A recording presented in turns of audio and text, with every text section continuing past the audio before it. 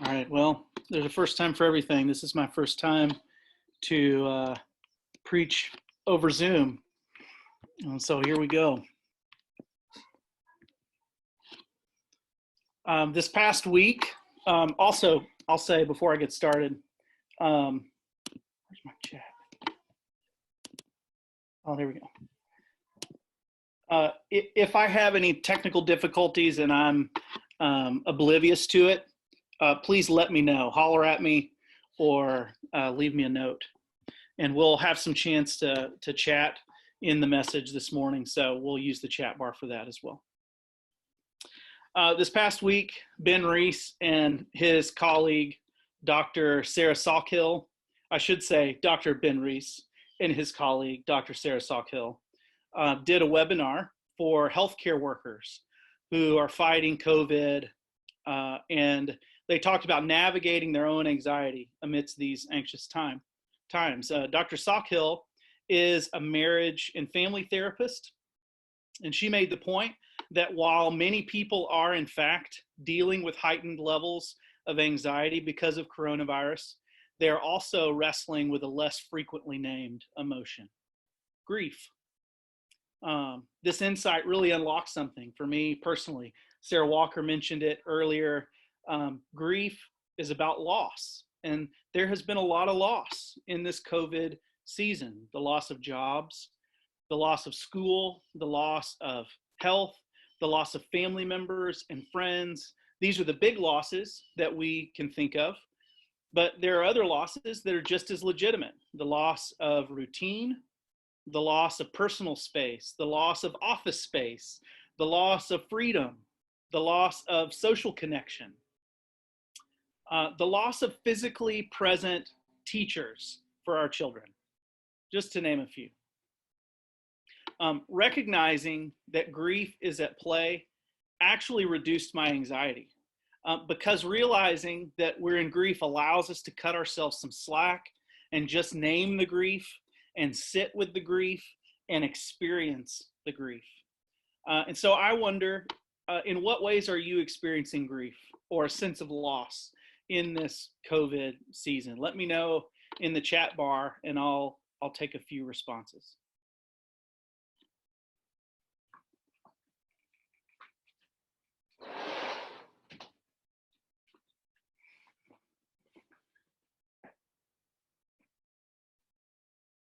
John says he misses hugs. Yeah, me too. Me too. Ben Reese was wearing a Hug It Out shirt. I told him I wished I could hug it out with him this morning. Sarah Holland, what about you? I think most of y'all know that the work I do, we host conferences around the world for women in ministry, men and women in ministry, and we are supposed to be going to Poland in June, end of June, and we're supposed to having our planning retreat in a couple weekends, and I am grieving the loss of all of those relationships and getting to spend time with people that I love dearly and people that I don't even know that I would have gotten to meet in Poland. Mm-hmm. Yeah, thank you for sharing that, Sarah. That's so hard. I'm sorry for that loss. Daryl Willis? Yeah, I'm with Sarah on that. It's the same thing for us. Every year we go to Europe, and the staff will go to different trips. And it's been a while since I've been to Ukraine, and that was one thing we were talking about, me going to Ukraine this spring, late spring, and not being able to see people that I know and love over there. That's a grief. Not being able, and of course, as y'all know, I travel quite frequently. And believe it or not, while travel is a killer and I really don't like being gone all the time, I get to be with incredible people wherever I go. And having to do third best with telephone calls I just don't like that. And I miss, along with John, I'm going to amen with John, I miss the stinking hugs of my family, my church family and people I know. Word. Thank you, Daryl. Kara, why don't you give our last response? Kara Wilson. This one is not quite as deep, but I depend on my trips back and forth to the U.S. to stock up on toiletries, and I can't. So now I have to buy things here in El Salvador, and I don't really. It's different, and also we don't have Amazon here or anything similar to it, and so like. Oscar's birthday is this next week. He got up when I said that I was going to speak, by the way. And I can't buy a birthday present for him, so it's just the conveniences. And it's the first time living outside of the US in like the 15 years that I've lived outside of the US that I have felt like I missed being there. Yeah, those smaller losses might seem trivial, but they're true losses, and they add up, and we feel them in real ways, legitimate ways. Thank you for sharing that, Kira. On this Easter Sunday, we are starting a new message series called Community in Crisis from 1 Peter. I had big plans for a series out of Isaiah, all about the world-sweeping implications of the resurrection, but alas, we shall hold that for another time. This Easter, we need to find grounding and sustenance that the good news provides in the midst of crisis, because we're in one. The very first verse, and I'm going to be working through the first part of chapter 1 of 1 Peter, if you want to pull your Bible up or pull it out or whatever, and follow along. The first verse of Peter's letter addresses the exiles and the scattered believers across Asia Minor. What we know today is Turkey. Some were literally exiled and scattered. They were immigrants in a new place in the Roman Empire and at the margins of society and power. Others were exiled and scattered more metaphorically. They were experiencing social displacement because of their peculiar commitment to Jesus. And they found themselves to be cultural outsiders, both to local Jewish communities and to the broader Greco-Roman provinces. And we know from Peter's letter that they were facing crisis. They were being ostracized because of their allegiance to Jesus. They were shamed. They were slandered. They were ridiculed. What can we learn then from Peter's words to these marginalized Christian communities about how to hold up faithfully in the midst of crisis? What sustains them in their crisis? Peter doesn't waste any time in his letter getting right to it. Right out of the gate, he mentions 3 gifts that Jesus' followers receive because of their allegiance to him. These gifts help to sustain them in the midst of their crisis. The first is a living hope in verse 3. This living hope isn't wishful fancies about the future, but a confident expectation that God is going to work as God has worked in the past. The second gift is an inheritance in verse 4. Primarily, this sense of inheritance means that these believers, many of whom have been ostracized from their own families, are a part of a family. They are part of God's family. They have an eternal inheritance waiting for them that can't decay, that can't be defiled, and that can't expire. The third gift is salvation in verse 5. Verse 9 refers to it as the salvation of your souls. That feels old school, to me. The translation here makes it sound like Peter is only concerned with the spiritual part of them, and that salvation is really just about our souls and the rest doesn't matter. But that is not what he's saying. The word for soul is the same word for life. Our whole person will be saved. Salvation for Peter is about the ultimate rescue of these Christians from their current oppression, from all the ways that they're suffering. Salvation is deliverance from the crises that they're in. One thing I noticed about these three gifts is that they're all future oriented.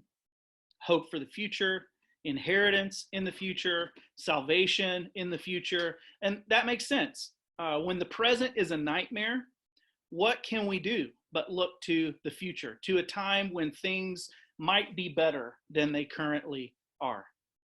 It's not unlike the popular spiritual sung by African slaves in the American South. Swing low, sweet chariot, coming for to carry me home.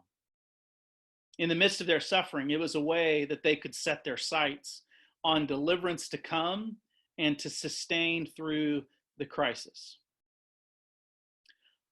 One of the books I've discovered in my research on religious trauma is called Spiritual Bypassing by Robert Masters. Spiritual bypassing, as he defines it, is the use of spiritual practices and beliefs to avoid dealing with our painful feelings, our unresolved wounds, and our developmental needs.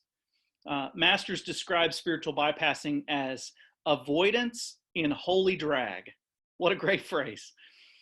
Spiritual bypassing is essentially a strategy for avoiding pain and for justifying the avoidance of that pain because it's the spiritual thing to do. And that doesn't seem very healthy to me. The obvious question then is Peter promoting spiritual bypassing in his instruction to these Christian communities? I want to say, no, he's not, for at least two reasons. First, we'll see in the rest of his letter that Peter calls them to continued engagement with society around them, to live holy lives, to be witnesses. That's not the kind of thing you'd expect if Peter was promoting avoidance or spiritual bypassing. And the second reason I don't think it's spiritual bypassing is right in the midst of our text today. Peter doesn't seek to minimize their grief or to say that it magically disappears because they have this inexpressible joy that comes from the gospel. Paradoxically, Peter admits that they can hold both grief and joy at the same time in verse 6. What's more is that grief can even become their teacher. Verse 7 says that their faith will be refined and strengthened in the fire of the crisis. Now, saying that grief is a teacher is different than saying that's the reason that the crisis happened in the first place. Call it a silver lining, but don't call it the purpose. God is not cruel. God is crafty like that. Using the same metaphor as Peter, Robert Masters says that authentic spirituality is a vast fire of liberation, an exquisitely fitting crucible. Masters goes on to say that to outgrow spiritual bypassing, we must free spirituality from the obligation to make us feel better or more secure or more whole, and to do so with great compassion for ourselves and all the ways that we might seek to use spirituality as a pacifier. Peter has this way of holding both of these things together, staying present in the grief and the pain, acknowledging it, not wishing it away, and at the same time finding solace and strength in the hope of salvation, in the hope that we'll be delivered from the crises that we face. At the end of the day, this counsel is not just all magical thinking for Peter. It is grounded in a very concrete reality, the bodily resurrection of Jesus from the dead.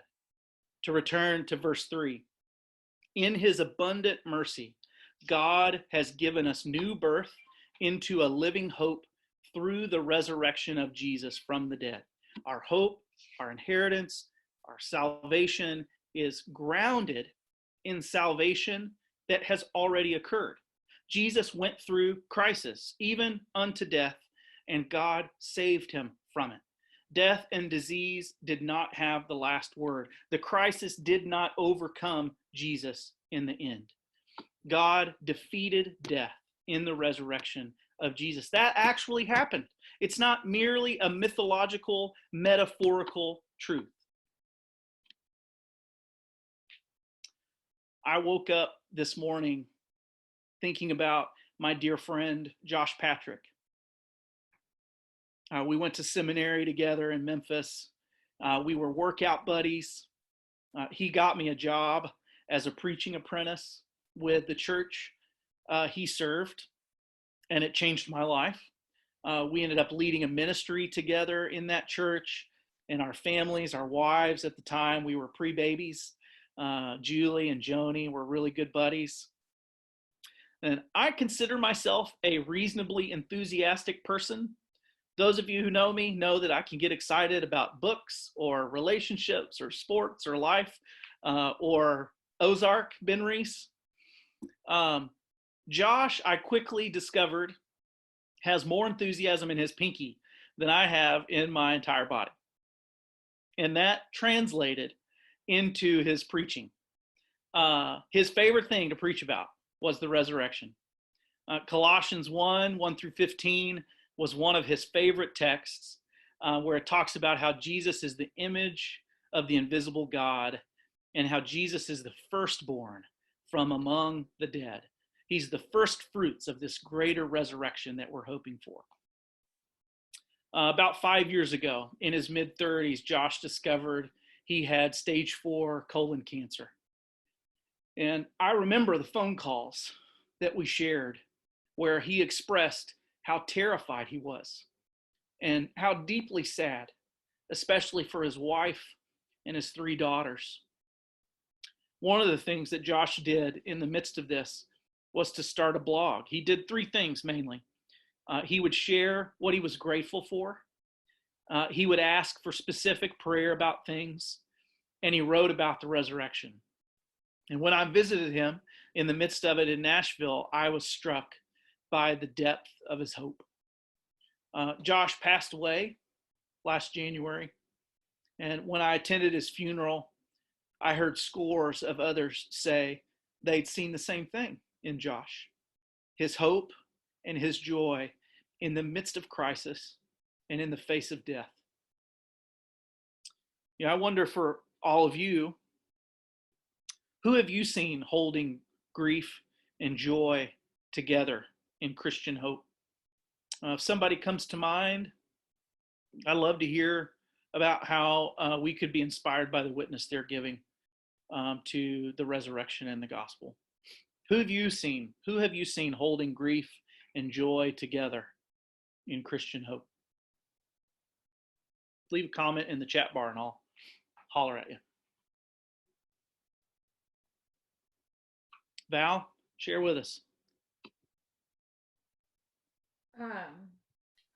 My sister and brother-in-law, one of their first friends when they moved to New York was Ruthie and her husband Harvey, and I know we've prayed for them in the past. 2 years ago, there was a very tragic accident shortly before Easter. And Ruthie's 5-year-old daughter was killed, and then she was also pregnant, and she ultimately ended up losing that baby too. And it was just really horrific. And my sister, actually, we did kind of like a family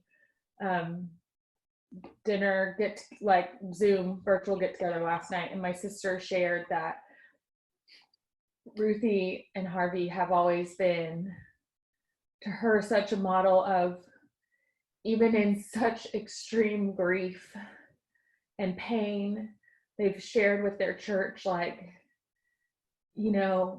it always, for them, they used it as Good Friday. They said it felt like Friday for a long time. And even now it still feels like maybe it's still Friday, maybe it's Saturday, but we know that Sunday will come, and they're expecting another baby. And like I said, just even them coming out and being with people and sharing their story, and her just saying, it brought us all to tears last night, her saying, the fact that they still say, I know there's a resurrection, I know it's coming. It just is very, very inspiring to me.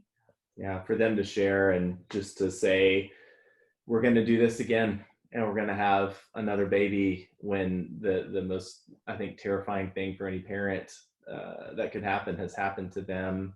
And to say, but we still have faith, we still believe that God is good, that a resurrection is coming. Yeah, their story is just incredible to us. Yeah.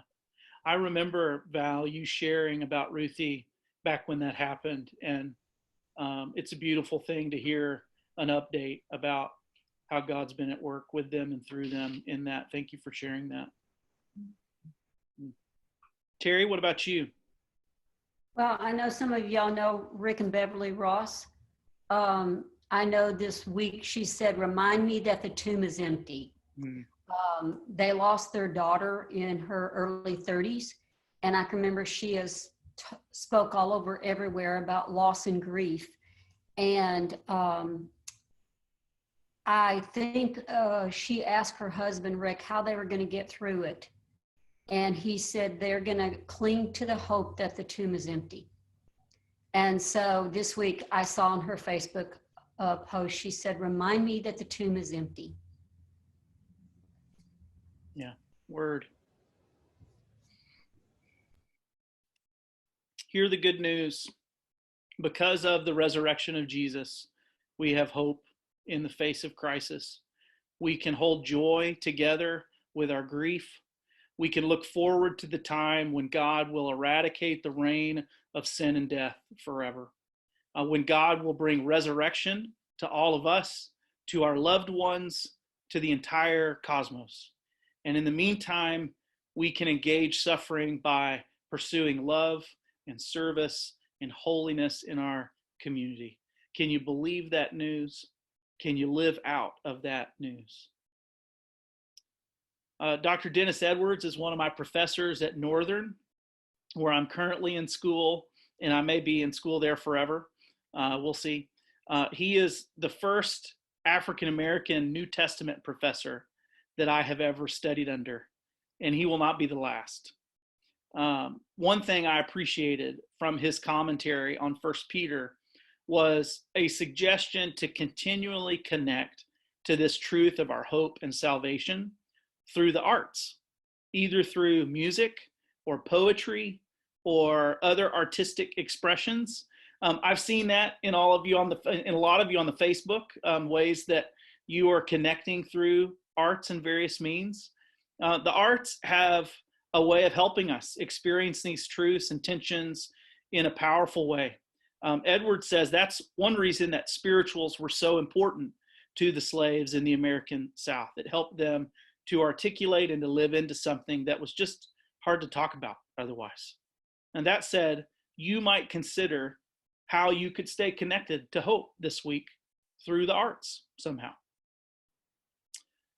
assuming you're not already. So I thought that was, I wanted to pass that word of encouragement on. It was encouraging to me.